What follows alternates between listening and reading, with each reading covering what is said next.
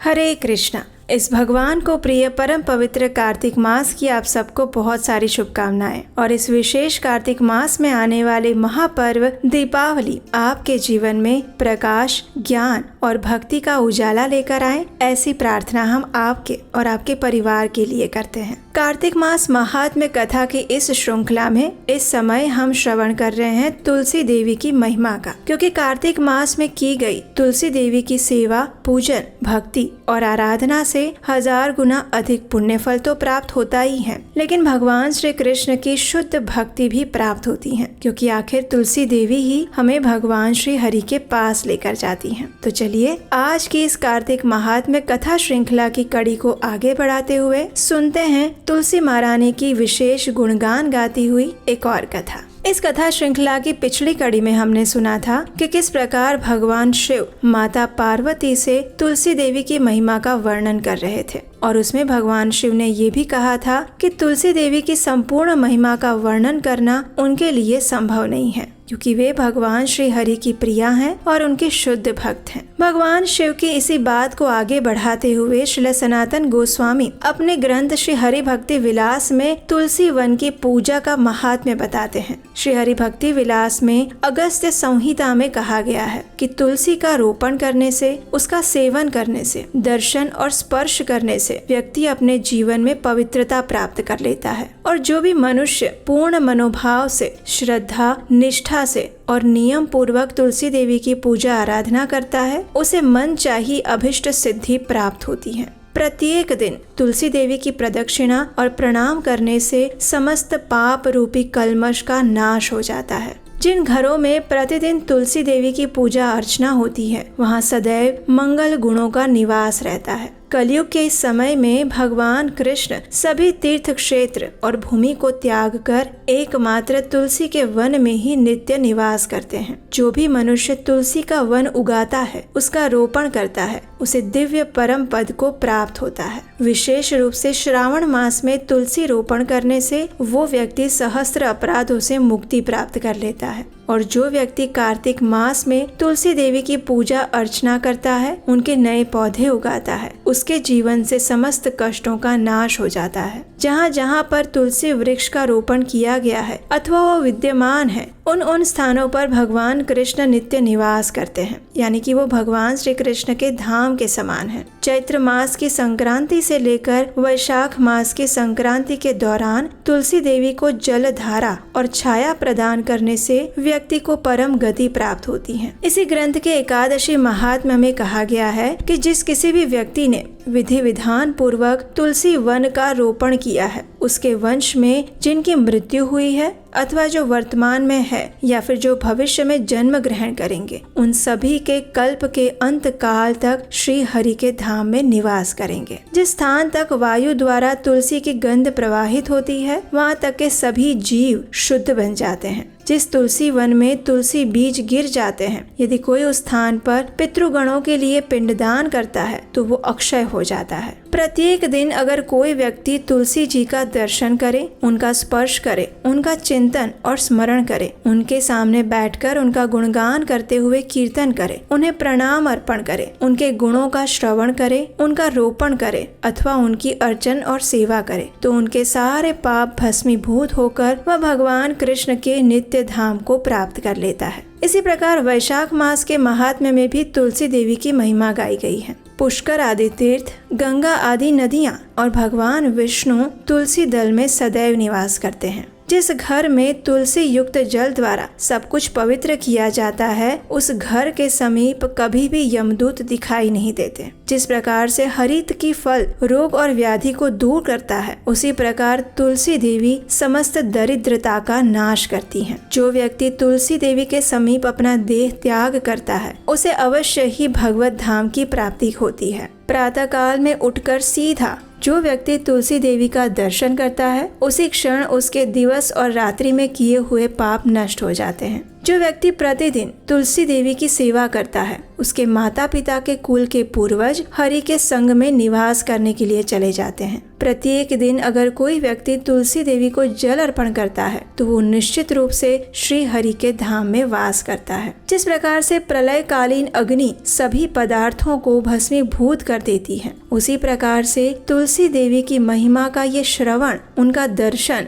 रोपण, जल सिंचन, प्रणाम इत्यादि द्वारा भी व्यक्ति के अखिल पाप तत्क्षण दग्ध हो जाते हैं। तो इस प्रकार हम देखते हैं कि तुलसी देवी की सेवा, उनके रोपण, उनके स्पर्श और दर्शन करने मात्र से भी मनुष्य के अनेकों जन्म के पाप नष्ट हो जाते हैं और उसके जीवन में पवित्रता, शुद्धता और आध्यात्मिकता का उदय होता है, जो उसे अपने जीवन के अंतिम लक्ष्य यानी कि भगवान श्री कृष्ण की भक्तिमय सेवा प्राप्त करके भगवत धाम जाने का मार्ग प्रशस्त करते हैं। तो इसलिए भी इस कार्तिक मास में हमें अधिक से अधिक तुलसी देवी की सेवा, पूजा और आराधना करनी चाहिए, उनकी महिमा का श्रवण करना चाहिए। तो ये थी आज की कार्तिक महात्म्य कथा। ये कथा आपको कैसी लगी ये हमें आज नीचे कमेंट बॉक्स में लिखकर जरूर बताइएगा। एक और प्रश्न का उत्तर दीजिए, क्या आप अपने घर में इस कार्तिक मास में तुलसी देवी की पूजा अर्चना प्रतिदिन कर रहे हैं? अगर हाँ तो हमें कमेंट में लिखकर बताइए, अगर नहीं तो आप हमें ये लिखकर बताइए कि अब से आप शुरू करेंगे। और हम आपसे मिलेंगे इसी कार्तिक महात्म्य कथा श्रृंखला की अगली कड़ी के साथ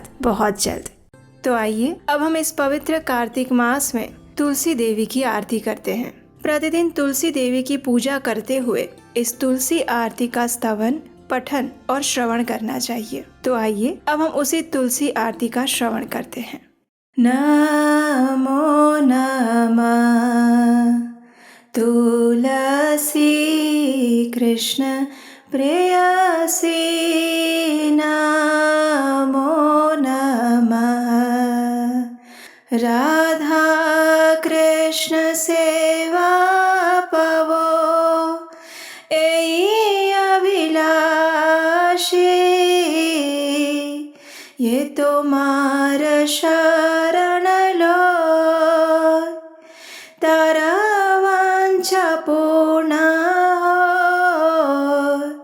कृपा करी कर तारे वृंदावन वासी, मोर एई अभिलाष, विलास कुंज दियो वास, नयने हरिबो सदा, युगल रूप राशि, एहि निवेदन धर, सखीर अनुगत करो,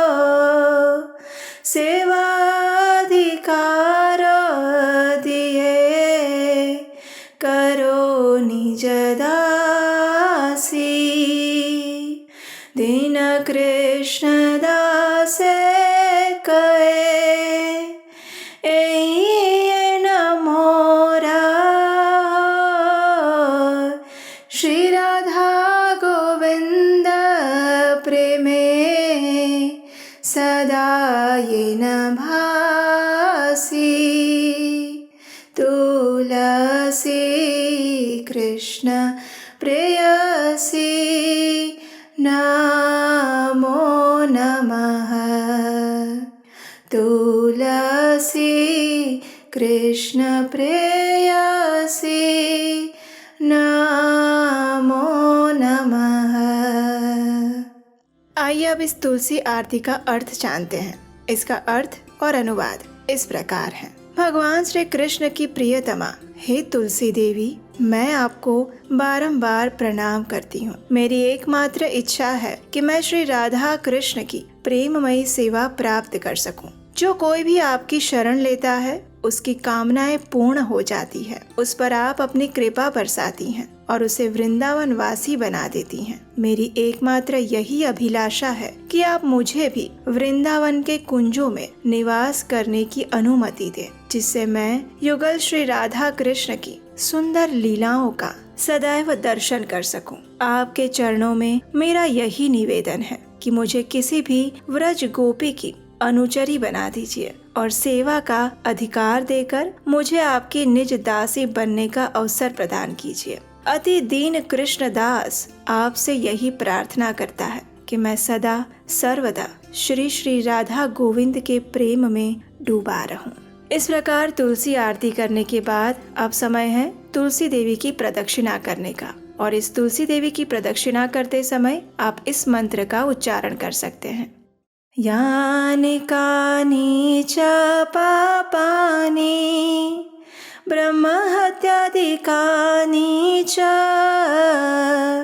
तानि तानि प्राणशन्ति प्रदक्षिण पदे पदे। इसका अर्थ ये होता है कि जो भी व्यक्ति तुलसी महारानी की प्रदक्षिणा करता है तो उस प्रदक्षिणा के दौरान पद पद पर उसके समस्त ब्रह्म हत्यादि जैसे बड़े बड़े पापों का भी नाश हो जाता है। तो इस प्रकार इस कार्तिक मास में आप तुलसी पूजन और प्रदक्षिणा कर सकते हैं। चलिए अब हम इस पवित्र दामोदर मास यानी कार्तिक मास में तुलसी देवी के स्तोत्र का पाठ करते हैं, जिसकी रचना श्री पुंडरीक दास द्वारा की गई है। जगद्धात्री नमस्तुभ्यं विष्णोश्च प्रियवल्लभे यथा ब्रह्मादयो देवः सृष्टिस्थित्यन्तकारिणः। नमस्तुलसी कल्याणी नमो विष्णु प्रिये शुभे नमो मोक्षप्रदे देवी नमः सम्पत्प्रदायिके। तुलसी पातु मां नित्यं सर्वापदभ्योऽपि सर्वदा कीर्तितापि स्मृता वापि पवित्रति मानवम्। नमामि शिरसा देवीं तुलसीं विलसत्तनुं यां दृष्ट्वा पापिनो मर्त्या मुच्यन्ते सर्वकिल्बिषात्। तुलस्या रक्षितं सर्व जगत्ते तुच्चराचरं या विनिहन्ति पापानि दृष्ट्वा वा पापिभिर्नरैः। नमस्तुलस्यतीतरां यस्यै बद्धवाञ्जलिं कलौ कलयन्ति सुखं सर्वं स्त्रियो वैश्यास्तथा परे। तुलस्या नापरं किञ्चित् दैवतं जगति तले यथा पवित्रितो लोको विष्णु संगेन वैष्णवः। तुलस्याः पल्लवं विष्णोः शिरस्यारोपितं कलौ आरोपयति सर्वाणि श्रेयांसि वरमस्तके। तुलस्यां सकला देवा वसन्ति सततं यतः अतस्तामर्चये लोके सर्वान् देवान् समर्चयन्। नमस्तुलसी सर्वज्ञे पुरुषोत्तमवल्लभे पाहि मां सर्वपापेभ्यः सर्वसम्पत्प्रदायिके। इति स्तोत्रं पुरा गीतं पुण्डरीकेण धीमता विष्णुम् अर्चयता नित्यं शोभनैस्तुलसीदलैः। तुलसी श्रीमहालक्ष्मी विद्या विद्या यशस्विनी धर्म्या धर्मानना देवी देवी देव मनः प्रिया। लक्ष्मी प्रिय सखी देवी द्यौर्भूमिरचला चला षोडशैतानि नामानि तुलस्या कीर्तयन्नरः। लभते सुतरां भक्तिम् अन्ते विष्णुपदं लभेत्। तुलसी भूर्महालक्ष्मीः पद्मिनी श्रीहरिप्रिया। तुलसी श्री सखी शुभे पापहारिणि पुण्यदे नमस्ते नारद नूते नारायण मनः प्रिये। आइए अब इस तुलसी स्तोत्र का अनुवाद और भावार्थ समझते हैं। श्रीमती तुलसी देवी ब्रह्मांड की माता और भगवान विष्णु की परम प्रिय संगिनी है, जिनके कारण ब्रह्मा आदि देवता सृजन, पालन और संहार के कार्य संपन्न करते हैं। हे श्रीमती तुलसी देवी, मैं आपको दंडवत प्रणाम करता हूँ। आप सद्गुणी हैं, कल्याणकारी हैं और भगवान विष्णु को प्रिय है। आप धन, संपत्ति और मुक्ति प्रदान करने वाली हैं। श्रीमती तुलसी देवी प्रत्येक स्थिति में समस्त विपदाओं से निरंतर मेरी रक्षा करें। आपकी स्तुति और मात्र स्मरण करने से ही लोगों को पवित्र कर देता है। मैं श्रीमती तुलसी देवी को शीश झुकाकर प्रणाम करता हूँ, जिनका तेजवान और दमकदार रूप, जिसको देखकर पापी नश्वर मनुष्य समस्त दोषों से मुक्त हो जाते हैं। समस्त चर और अचर वस्तुओं सहित इस संपूर्ण जगत की श्रीमती तुलसी देवी रक्षा करती हैं, जिनके केवल दर्शन मात्र से ही पापी व्यक्तियों के पाप पूर्णतः नष्ट हो जाते हैं। हे श्रीमती तुलसी देवी, आपको सहस्त्र बार प्रणाम करता हूँ। आपको कलयुग में समस्त स्त्रियां, वैश्यगण और उनके समान अन्य लोग भी प्रसन्नता पूर्वक हाथ जोड़कर विनम्र प्रणाम करते हैं। इस पृथ्वी पर श्रीमती तुलसी देवी से अधिक दिव्य कुछ भी नहीं है, जिनके द्वारा ये जगत पवित्र हो जाता है, जैसे विष्णु और वैष्णव के संपर्क में आने से होता है। इस कलयुग में जब श्रीमती तुलसी देवी की अंकुरित कली भगवान विष्णु के शीश पर अर्पित की जाती है, तब ये उपासक के शीश पर समग्र आशीर्वाद प्राप्त होने के समान माना जाता है। श्रीमती तुलसी देवी में समस्त देवतागण हर समय वास करते हैं, इसलिए व्यक्ति को इस विश्व में उनकी आराधना करनी ही चाहिए और इस प्रकार से समस्त देवताओं की आराधना स्वतः ही हो जाती है। सर्वज्ञानी और परम पुरुष की अत्यंत प्रिय श्रीमती तुलसी देवी, मैं आपको दंडवत प्रणाम करता हूँ। आप संपूर्ण धन संपत्ति प्रदान करती हैं। कृपा करके मेरे समस्त पापों से मेरी रक्षा कीजिए। अतः ये प्रार्थना पहले के समय में बुद्धिमान पुंडरीक द्वारा गाई गई है। व्यक्ति को श्रीमती तुलसी देवी की सुंदर पत्तियों को नियमित रूप से अर्पित करते हुए सदैव ही भगवान विष्णु की आराधना करनी चाहिए। मनुष्य को श्रीमती तुलसी देवी के इन 16 नामों का उच्चारण करना चाहिए। तुलसी, श्री, महालक्ष्मी, विद्या, अविद्या, यशस्विनी, धर्मया, धर्मानना, वृंदा, देवी देव मनः प्रिया, लक्ष्मी प्रिय सखी, देवी, द्यौ, भूमि, अचला और चला। वह और अधिक निष्ठा और भक्ति प्राप्त करता है और अंत में भगवान विष्णु के धाम को प्राप्त करता है। श्रीमती तुलसी देवी भूमि, महालक्ष्मी, पद्मिनी तथा श्री हरि प्रिया के नाम से भी जानी जाती हैं।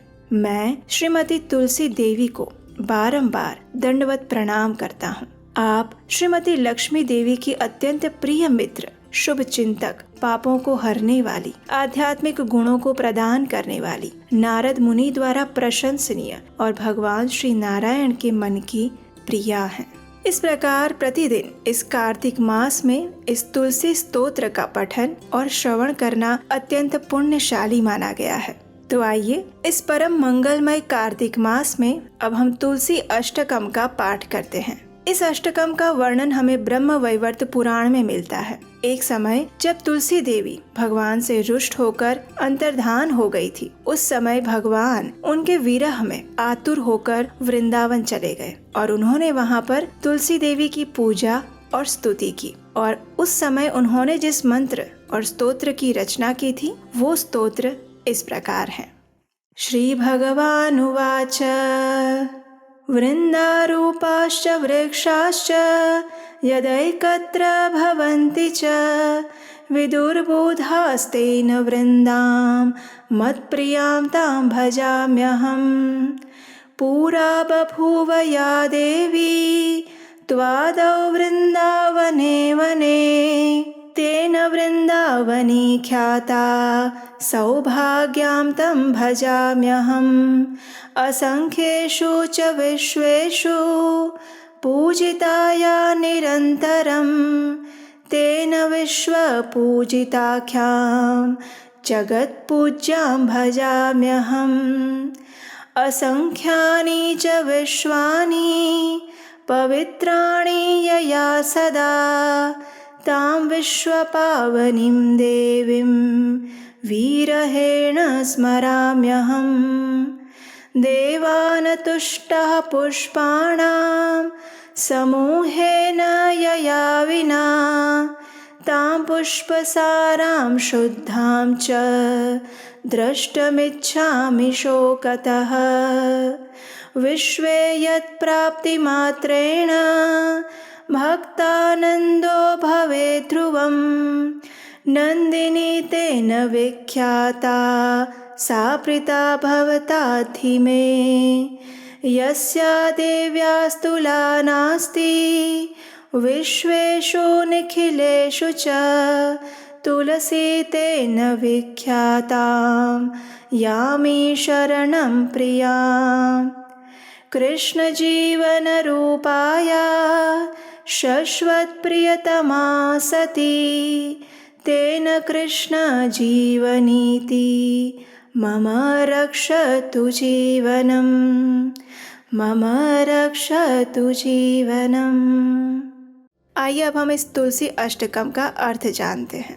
श्री भगवान ने कहा, जब वृंदा रूप वृक्ष एकत्र होते हैं तब वृक्ष समुदाय अथवा वन को बुद्धजन वृंदा कहते हैं। ऐसी वृंदा नाम से प्रसिद्ध अपनी प्रिया तुलसी की मैं उपासना करता हूँ, जो देवी प्राचीन काल में वृंदावन में प्रकट हुई थी, अतएव जिसे वृंदावनी कहते हैं। उस सौभाग्यवती देवी की मैं उपासना करता हूँ, जो असंख्य वृक्षों में निरंतर पूजा प्राप्त करती हैं। अतः जिनका नाम विश्व पूजिता पड़ा है, उस जगत पूज्या देवी की मैं उपासना करता हूँ। हे देवी, जिसने सदा अनंत विश्वों को पवित्र किया है, उस विश्व पावनी देवी का मैं विरह से आतुर होकर स्मरण करता हूँ, जिसके बिना अन्य पुष्प समूहों के अर्पण करने पर देवता प्रसन्न नहीं होते।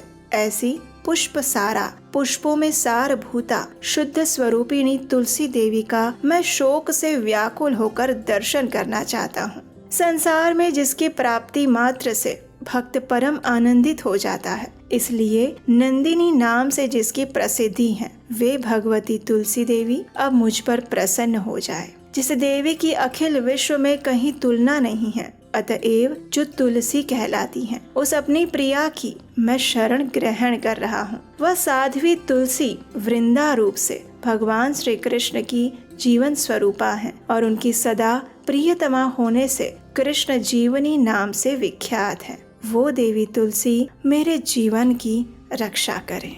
इस अष्टकम की रचना स्वयं भगवान श्री कृष्ण द्वारा की गई है, तो इससे हम समझ सकते हैं कि ये कितना पुण्य प्रदायक और मंगलकारी है। और इस कार्तिक मास में इसका प्रतिदिन पठन या श्रवण करने से मनुष्य के पूर्व जन्मों के सभी पाप तो नष्ट हो ही जाते हैं, लेकिन उसे वृंदा देवी की विशेष कृपा प्राप्त होती है। और कहा जाता है कि भगवान के धाम यानी गोलोक वृंदावन में यदि प्रवेश करना है तो श्रीमती तुलसी देवी की आज्ञा के बिना वो संभव नहीं हो सकता। इसलिए श्रीमती तुलसी देवी की कृपा प्राप्त करने के लिए इस कार्तिक मास में प्रतिदिन इस अष्टकम पाठ का श्रवण या पठन करना चाहिए।